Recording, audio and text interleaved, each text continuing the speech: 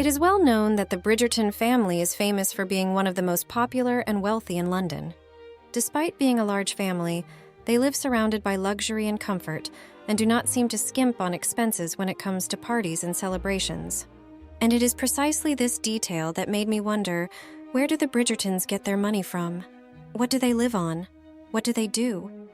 Well, in this video, we are going to talk about the economy of the Bridgertons, where their wealth comes from, how much money Penelope could have made as Lady Whistledown, and the role of Dowries. So, without further ado, let's get started.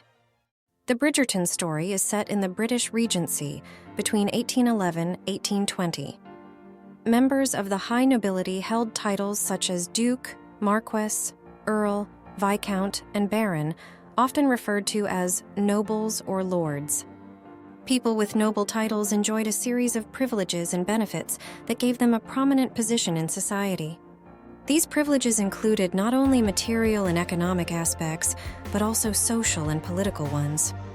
They enjoyed a high social status, occupying an elevated position in the social hierarchy. They were assigned luxurious properties like large mansions and palaces, in addition to numerous servants and domestic staff. They were also invited to important social events organized by the nobility, thereby gaining influence in decisions made by the crown. Additionally, the titles defined how much money and status the family had.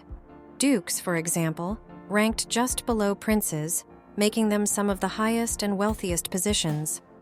The Bridgertons obtained their title in the 16th century thanks to Henry VII of England, who named James Bridgerton, the first in the family line, as Viscount Bridgerton. Along with the title, he was granted privileges that allowed him to build a well-remunerated family estate. These included vast stretches of land and luxurious properties, with their main residence being Aubrey Hall, and it was precisely through these means that the Bridgertons began to amass their fortune.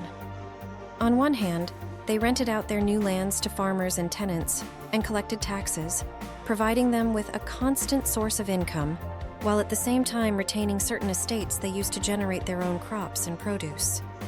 They likely also had hundreds of workers to manage their businesses, ensuring money was generated constantly without them having to get involved beyond financial control. However, the lifestyle the Bridgertons lead is extremely costly.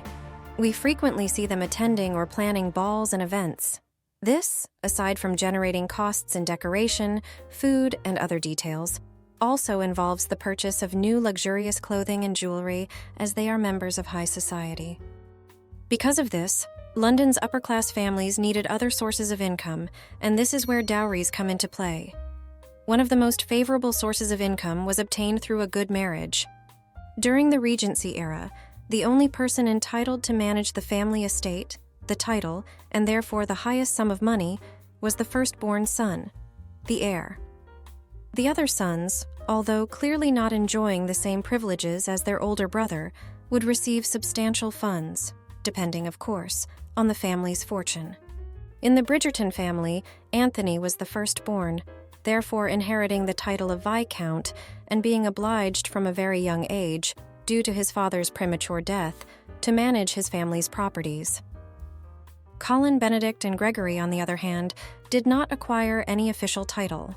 However, we know from the books that Anthony made sure to provide all his brothers with substantial financial funds, as they were still considered wealthy gentlemen in high society, in addition to giving each of them land and properties where they could reside. But what about the women? The answer to this question is clearly seen in the first season of Bridgerton, when Daphne marries Simon.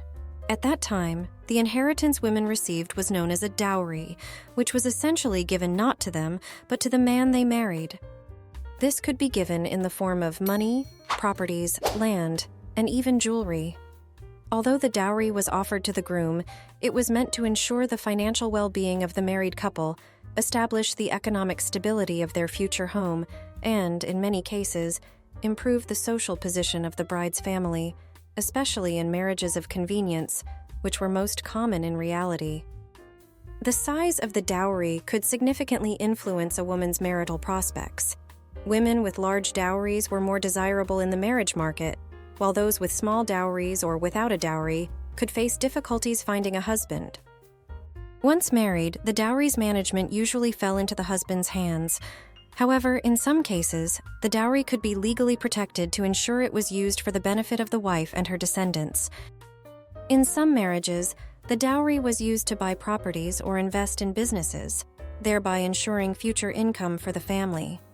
In any case, the dowry was the way families demonstrated they had reserved an economic inheritance for the bride, a way to provide her with economic protection in case she married a man without a title, land, or properties, as was the case with Prudence and Philippa.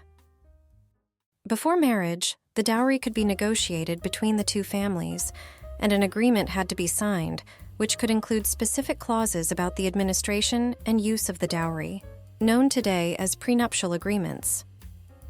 As it was the only economic sustenance for women, dowries had to be well managed, since they could be the only opportunity to secure a good marriage. In Bridgerton, as in the Regency era, women were raised basically to secure a good marriage, so preserving their dowry and a good reputation was indispensable. But what happened to ruined women then? This is clearly seen in Cressida's case.